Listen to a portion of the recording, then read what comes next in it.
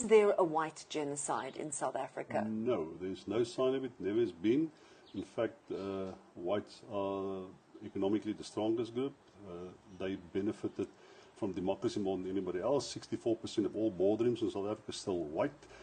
The average income of white South Africans are vastly higher than black South Africans. No. They have better schools, they have better education, they have private health care. This is the land of milk and honey if you're white. Has any land been expropriated in South Africa without compensation since the first all-race election in this country? I'm not aware of anyone. Not a single farm that I'm aware of was expropriated without compensation since 1994.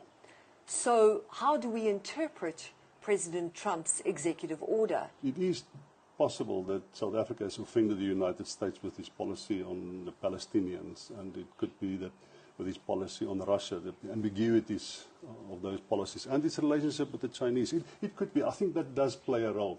But there was something very, very sensitive that was touched upon.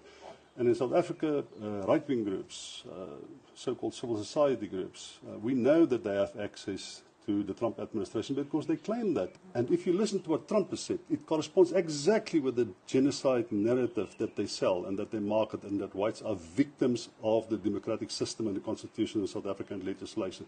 So there's an overlay, there's an immediate overlay, there's an unquestionable overlay between what Trump says and these right-wing groups have said. So I'm afraid I have to believe them when they say they have direct access to the Trump administration, and we see it in what Trump has been doing.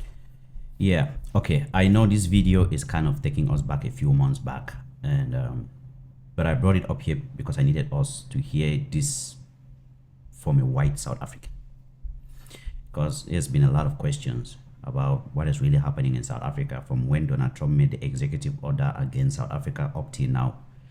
When I came across this video, I wanted to share it with you guys so that you can hear it from a white South African if they are being oppressed, marginalized, and if there's a genocide against them in South Africa.